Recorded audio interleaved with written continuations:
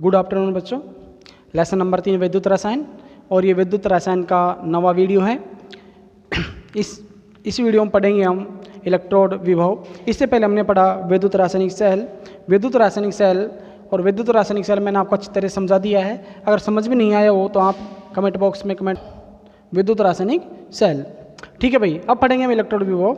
Electrode विभव क्या है इसको समझ लो आप। इलेक्ट्रोड विभव को वही आपके पास में जिस धातु का इलेक्ट्रोड है उस धातु के इलेक्ट्रोड को उस धातु के लवण विलयन में रख दो। आप उस धातु के लवण विलयन में आप इस इलेक्ट्रोड को रख दो। अब क्या कह रहा है ये कि इलेक्ट्रोड, ये जो इलेक्ट्रोड है या तो इलेक्ट्रॉन ग्रहण करेगा या ये इलेक्ट्रॉन त्याग देगा। इन दोनों स्थितियों में विलयन और इलेक्ट्रोड के मध्य जो विभव उत्पन्न होता है उसको कहेंगे हम इलेक्ट्रोड विभव। एक बार फिर से सुन लो, इलेक्ट्रोड विभव क्या है। इलेक्ट्रोड विभव क्या है समझो भाई। इलेक्ट्रोड विभव क्या है। इलेक्ट्रोड विभव है जिस धातु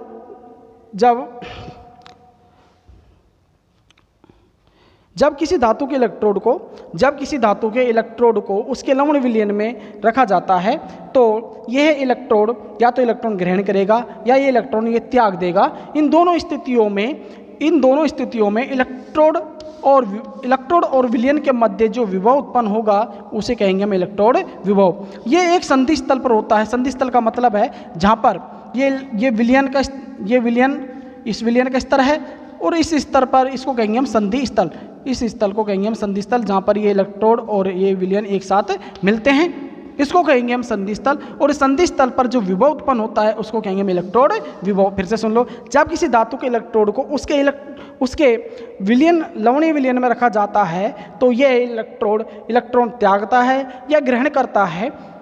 इन दोनों स्थितियों में विलयन और इलेक्ट्रोड के मध्य जो विभव उत्पन्न होता है उसको कहेंगे हम इलेक्ट्रोड विभव। क्या कहेंगे भाई? इलेक्ट्रोड विभव कहेंगे। इधर देखो, ये धातु है, धातु यानी मेटल है। ये मेटल, यदि इस मेटल का क्या हो रहा है, ये मेटल इलेक्ट्रॉन त्याग रही है। यदि ये मेटल इलेक्ट्रॉन त्याग रही है तो इसका क्या हो रहा है? ऑक्सीकरण हो रहा है। क्या हो रहा है भाई? ऑक्सीकरण हो रहा है। ठीक है।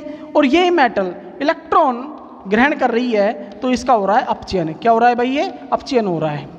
समझ आया आपको? ठीक है। इस तरह देखो, ये तो है इलेक्ट्रोड विभव। अब मैं कहूँ कि मानक इलेक्ट्रोड विभव क्या है। मानक इलेक्ट्रोड विभव। और मानक इलेक्ट्रोड विभव क्या है? मानक का मतलब है कि आप जो इलेक्ट्रोड विभव ज्ञात कर रहे हो उसी कंडीशन कैसी होनी चाहिए? ज्ञात होनी चाहिए। इसका मतलब ये है कि 1 एटीएम दाब और 298 केल्विन ताप पर इलेक्ट्रोड विभव ज्ञात किया जाता है तो उसको कहेंगे हम मानक इलेक्ट्रोड विभव। जब इलेक्ट्रोड विभव को 1 एटीएम दाब और 298 केल्विन ताप पर ज्ञात किया जाता है तो इसको कहेंगे मानक इलेक्ट्रोड विभव। क्या कहेंगे भाई? मानक इलेक्ट्रोड विभव। और मानक जो इलेक्ट्रोड विभव है वो 2 प्रकार का होता है। मानक इलेक्ट्रोड विभव कितने प्रकार का होता है? 2 प्रकार का होता है। कौन कौन सा होता है? एक तो होता है मानक ऑक्सीकरण इलेक्ट्रोड विभव, मानक ऑक्सीकरण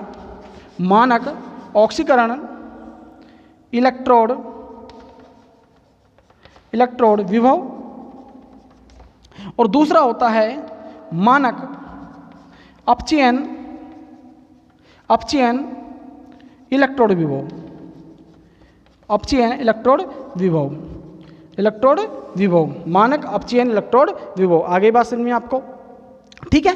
तो देखो, मानक ऑक्सीकरण इलेक्ट्रोड विभव और मानक अपचयन इलेक्ट्रोड विभव क्या है तो दोनों को देखो। मानक ऑक्सीकरण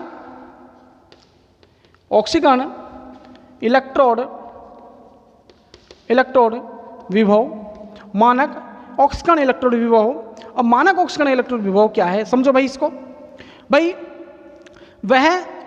वह इलेक्ट्रोड जो इलेक्ट्रॉन त्यागता है, ऑक्सीकरण करता है, यानी जिस पर क्या होता है? ऑक्सीकरण होता है। और मानक ऑक्सीकरण इलेक्ट्रोड विभव क्या है? मानक ऑक्सीकरण इलेक्ट्रोड विभव का मतलब है कि जब 1 एटीएम दाब या 1 एटीएम तथा 298 केल्विन ताप पर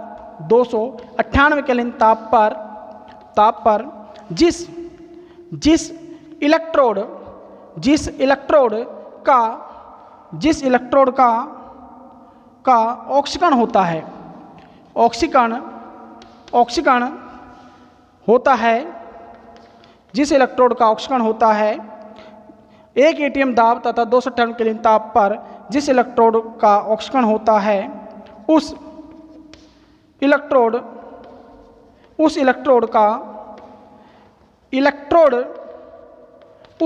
का इलेक्ट्रोड विभव मानक ऑक्सीकरण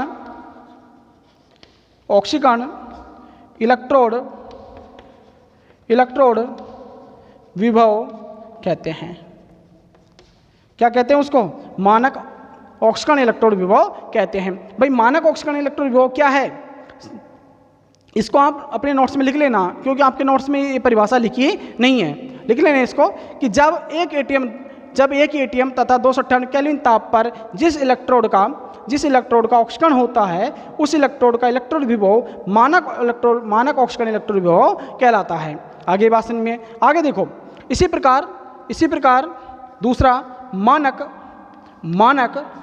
अपचयन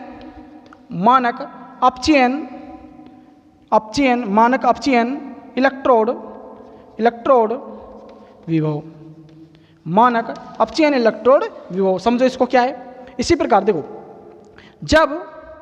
जब एक एटीएम तथा 298 केल्विन ताप पर जिस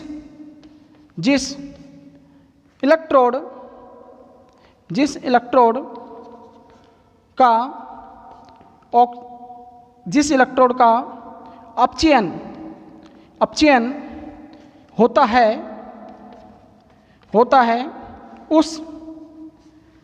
का अपचयन होता है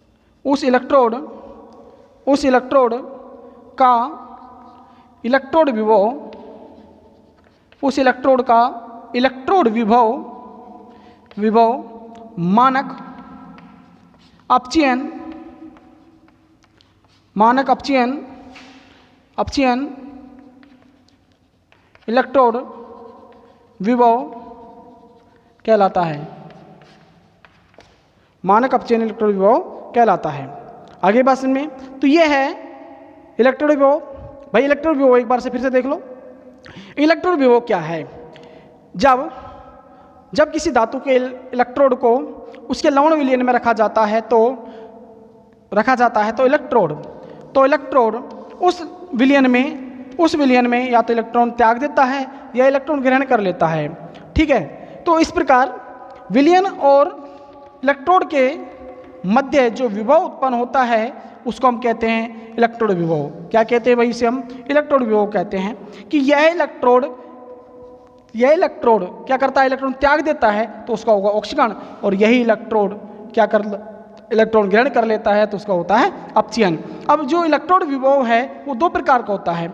अब इलेक्ट्रोड विभव 2 प्रकार का होता है। कौन कौन से? देखो, इलेक्ट्रोड विभव 2 प्रकार का नहीं होता, मानक इलेक्ट्रोड विभव 2 प्रकार का होता है। तो मानक इलेक्ट्रोड विभव 2 प्रकार का होता है, मानक ऑक्सीकरण इलेक्ट्रोड विभव और मानक अपचयन इलेक्ट्रोड विभव। मानक यानी इलेक्ट्रोड विभव को मानक इलेक्ट्रोड विभव कब कहा जाता है? जब यह इलेक्ट्रोड विभव 1 एटीएम दाब और 298 केल्विन ताप पर ज्ञात किया जाता है। जब इलेक्ट्रोड विभव को 1 एटीएम दाब तथा 298 केल्विन ताप पर ज्ञात किया जाता है तो ये कहलाता है मानक इलेक्ट्रोड विभव। क्या कहलाता है? मानक इलेक्ट्रोड विभव कहलाता है। और ये मानक इलेक्ट्रोड विभव 2 प्रकार का होता है, मानक ऑक्सीकरण इलेक्ट्रोड विभव और मानक अपचयन इलेक्ट्रोड विभव। समझो इसे क्या है भाई? मानक ऑक्सीकरण इलेक्ट्रोड विभव क्या है?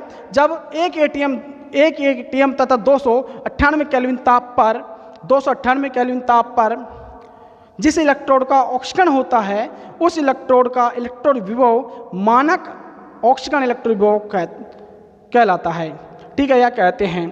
ठीक, एक बार फिर से देखो, जब 1 एटीएम तथा 298 केल्विन ताप पर जिस इलेक्ट्रोड का ऑक्सीकरण होता है उस इलेक्ट्रोड का इलेक्ट्रोड विभव मानक ऑक्सीकरण विभव कहलाता है या कहते हैं। आगे बात इनमें देखो, इसी प्रकार देखो, मानक अपचयन इलेक्ट्रोड विभव क्या है? जब 1 एटीएम तथा 298 केल्विन ताप पर जिस इलेक्ट्रोड का अपचयन होता है उस इलेक्ट्रोड का इलेक्ट्रोड विभव मानक अपचयन इलेक्ट्रोड विभव कहलाता है। मानक अपचयन इलेक्ट्रोड विभव कहलाता है। आगे बात समझ में। तो ये है इलेक्ट्रोड विभव। इलेक्ट्रोड विभव क्या है और मानक इलेक्ट्रोड विभव क्या है, ये तो आपको अच्छी तरह समझ आ ही गया होगा कि इलेक्ट्रोड विभव क्या है कि जिस धातु के इलेक्ट्रोड को लवण उस धातु के लवण विलयन में रखा जाता है तो धातु इलेक्ट्रॉन त्यागती है या इलेक्ट्रॉन ग्रहण करती है। इन दोनों स्थितियों में विलयन और धातु इलेक्ट्रोड के मध्य जो विभव उत्पन्न होता है उसको कहते हैं इलेक्ट्रोड विभव। और इस इलेक्ट्रोड विभव को 1 एटीएम तथा 298 केल्विन ताप पर ज्ञात किया जाता है तो इसे कहते हैं मानक इलेक्ट्रोड विभव। और मानक इलेक्ट्रोड विभव 2 प्रकार का होता है, मानक ऑक्सीकरण इलेक्ट्रोड विभव और मानक अपचयन इलेक्ट्रोड विभव। आगे बात समझ में आपको। तो मानक ऑक्सीकरण इलेक्ट्रोड विभव और मानक अपचयन इलेक्ट्रोड विभव, ये दोनों परिभाषा आपको अच्छी तरह समझ आ गई होगी कि जब 1 एटीएम तथा 298 केल्विन ताप पर जिस इलेक्ट्रोड का ऑक्सीकरण होता है उस इलेक्ट्रोड का इलेक्ट्रोड विभव मानक ऑक्सीकरण इलेक्ट्रोड विभव कहलाता है। इसी प्रकार जब 1 एटीएम तथा 298 केल्विन ताप पर जिस इलेक्ट्रोड का अपचयन होता है उस इलेक्ट्रोड का इलेक्ट्रोड विभव मानक अपचयन इलेक्ट्रोड विभव कहलाता है। यह परिभाषा आपसे 1 नंबर में वो पूछ सकता है, लेकिन ये जरूर ध्यान रखना कि मानक इलेक्ट्रोड विभव क्या है। तो मानक इलेक्ट्रोड विभव कब कहेंगे मानक इलेक्ट्रोड विभव को कि 298 केल्विन ताप और 1 एटीएम ताप पर जब इलेक्ट्रोड विभव ज्ञात किया जाता है तो उसे कहते हैं मानक इलेक्ट्रोड विभव। आगे बात समझ में आपको। तो आगे देखते हैं, अब आगे देखते हैं। तो देखो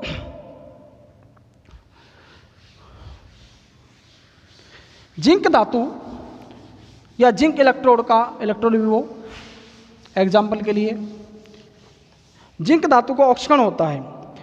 एग्जाम्पल, यदि जिंक धातु का ऑक्सीकरण हो रहा है, जिंक धातु ऑक्सीकरण कर रही है, इसका मतलब 2 इलेक्ट्रॉन त्याग रही है और ये हुआ इसका ऑक्सीकरण।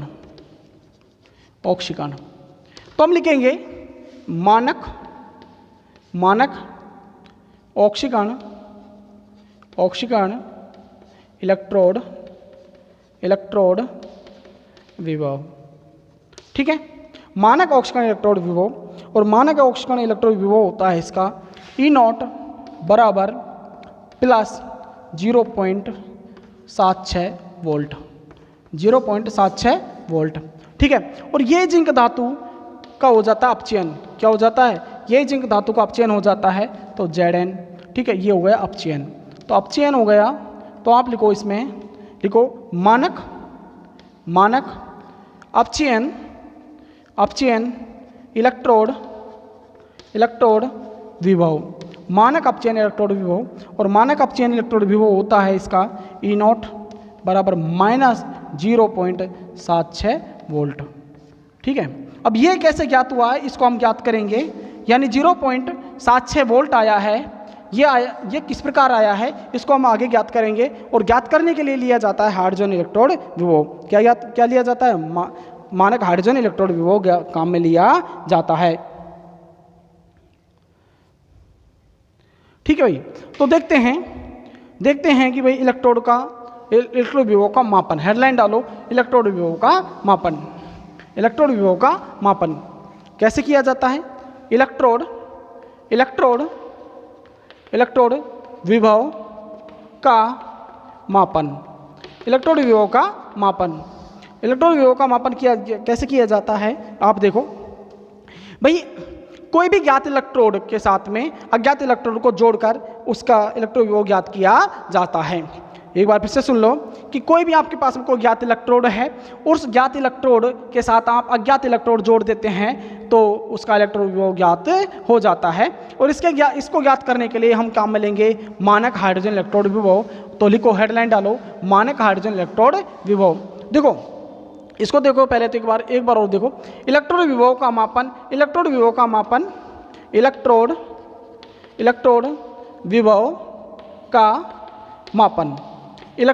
मापन कैसे किया जाता है? देखो, इलेक्ट्रोड विभव का मापन या किसी अज्ञात इलेक्ट्रोड को ज्ञात इलेक्ट्रोड के साथ जोड़कर उसका इलेक्ट्रोड विभव ज्ञात किया जा सकता है। ठीक है, इसके लिए देखो E0 सेल, ये सूत्र ध्यान रखना, या इक्वेशन ध्यान रखना, E0 सेल बराबर E0 कैथोड माइनस E0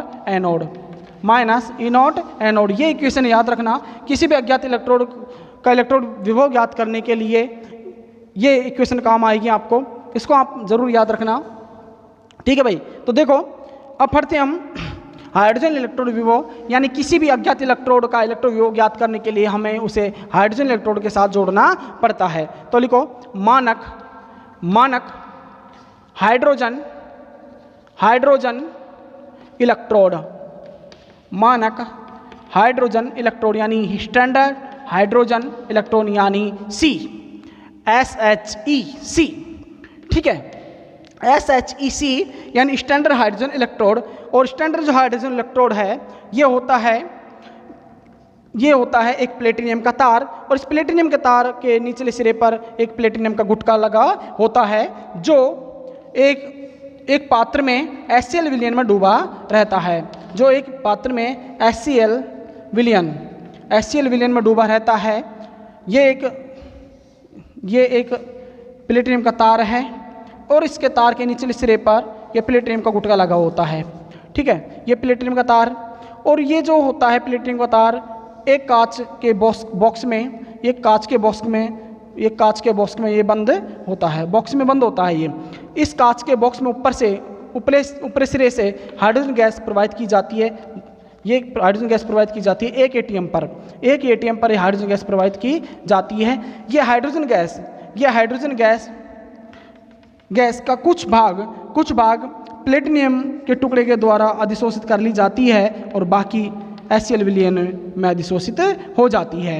आगे बात समझ में। अब इसकी बनावट देख लो, आप बनावट समझ लो इसकी। मानक हाइड्रोजन इलेक्ट्रोड की बनावट देखो क्या है। मानक हाइड्रोजन इलेक्ट्रोड एक प्लेटिनियम का तार होता है, इसके निचले सिरे पर प्लेटिनियम का गुटका लगा होता है, ठीक है भाई। ये प्लेटिनियम का गुटका एक कांच के खोल के द्वारा ढका होता है, कांच के बॉक्स के द्वारा या कांच के खोल के द्वारा ढका होता है इसमें, ठीक है। इसके ऊपरी सिरे से हाइड्रोजन गैस एक एटीएम पर प्रवाहित की जाती है। हाइड्रोजन गैस का कुछ भाग प्लेटिनियम के टुकड़े के द्वारा अधिशोषित कर ली जाती है और कुछ भाग HCl गैस के HCl विलयन के द्वारा अधिशोषित कर ली जाती है। यह है मानक हाइड्रोजन इलेक्ट्रोड विभव। और मानक हाइड्रोजन इलेक्ट्रोड विभव का इलेक्ट्रोड विभव होता है 0.0 वोल्ट यानी 0। कितना होता है भाई? 0 होता है। ये ध्यान रखना, मानक हाइड्रोजन इलेक्ट्रोड विभव का इलेक्ट्रोड विभव होता है 0। कितना होता है भाई? 0 होता है, ठीक है, 0 होता है। समझ आ गया आपको? ये समझ आ गया क्या? मानक हाइड्रोजन इलेक्ट्रोड विभव फिर से देख लो। मानक हाइड्रोजन इलेक्ट्रोड विभव का जो नामांकित चित्र आया था 2018 में आया था। कब आया था? 2018 में मानक हाइड्रोजन इलेक्ट्रोड विभव का नामांकित चित्र आया था 1 नंबर में। कितने नंबर में आया था? 1 नंबर में पूछा था, ठीक है। अब क्या है ये? मानक हाइड्रोजन इलेक्ट्रोड विभव एक प्लेटिनियम का तार होता है, इसके निचले सिरे पर प्लेटिनियम का गुटका लगा होता है, ठीक है। अब ये प्लेटिनियम गुटका एक पात्र में HCl विलयन में डूबा रहता है।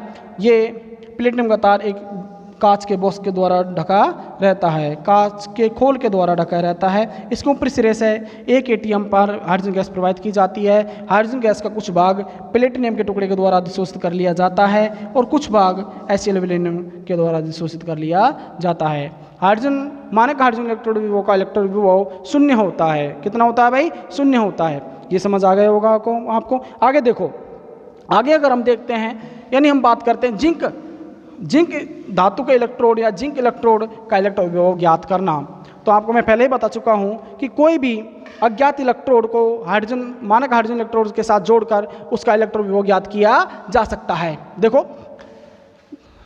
एग्जाम्पल के लिए हम लेते हैं जिंक का इलेक्ट्रोड विभव ज्ञात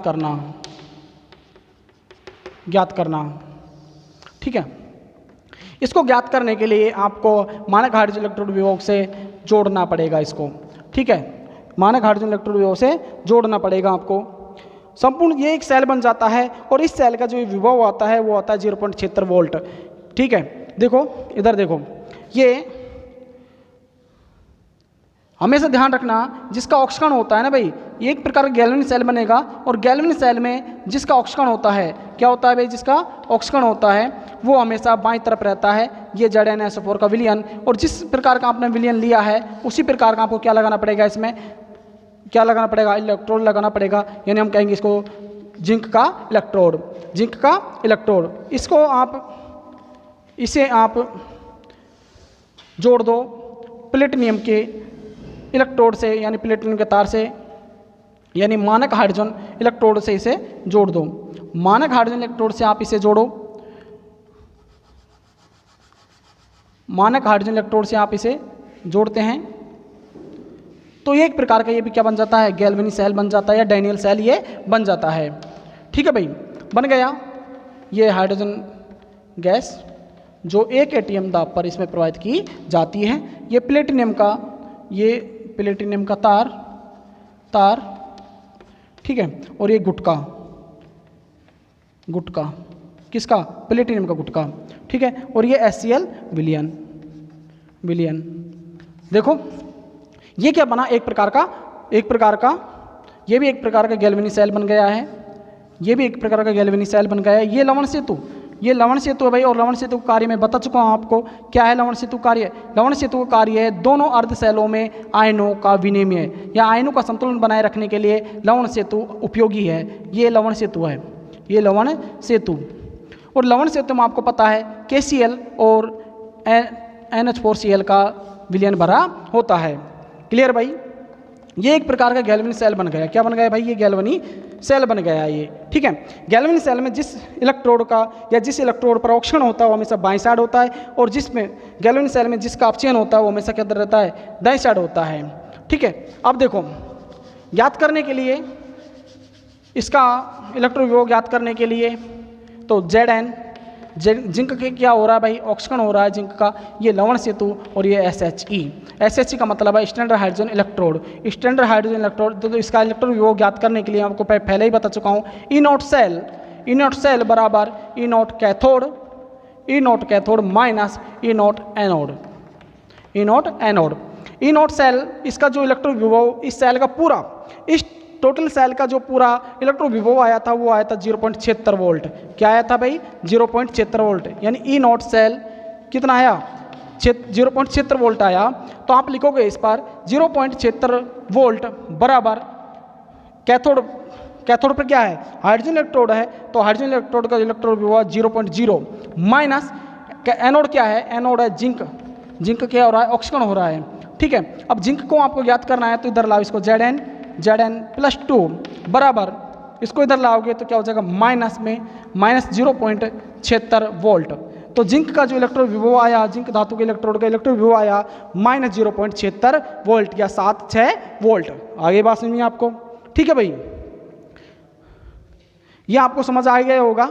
एक बार फिर से सुन लो, जिंक इलेक्ट्रोड का इलेक्ट्रॉन विभव ज्ञात करने के लिए हम इसे मानक हाइड्रोजन इलेक्ट्रोड से जोड़ देते हैं। मानक हाइड्रोजन इलेक्ट्रोड से जोड़ेंगे तो एक संपूर्ण सेल बन जाता है, और इस संपूर्ण सेल का जो इलेक्ट्रॉन विभव आएगा वो आएगा E नॉट सेल कितना होगा, E नॉट सेल बराबर 0.76 वोल्ट। कितना है? बराबर 0.76 वोल्ट। अब हम इसका इलेक्ट्रॉन विभव ज्ञात करते हैं, तो हम इसका इलेक्ट्रॉन विभव ज्ञात करते हैं, तो ज्ञात करने के लिए हम इस सूत्र का उपयोग करते हैं या इक्वेशन का उपयोग करते हैं। हम लिखते हैं E नॉट सेल बराबर E not cathode minus E not anode. ठीक है, अब देखो E नॉट सेल कितना आया, E नॉट सेल आया आपका 0.76 वोल्ट बराबर 0.0 माइनस ये जो एनोड है उसका इलेक्ट्रोड लिख दो, हम जिंक का इलेक्ट्रोड लिख दो। जिंक का इलेक्ट्रोड विभव ज्ञात करने के लिए आप क्या करोगे, जिंक इलेक्ट्रोड के इलेक्ट्रोड विभव बराबर 0.76 वोल्ट। आगे बात समझ में आपको। ठीक है, अगले वीडियो में पढ़ेंगे हम विद्युत वाहक बल या विद्युत वाहक विभवांतर, या सेल का विभवांतर। क्लियर भाई? और इसके बाद हम पढ़ेंगे नेट समीकरण। वेरी मोस्ट इंपॉर्टेंट है ये नेट समीकरण, एग्जाम में आई हुई है।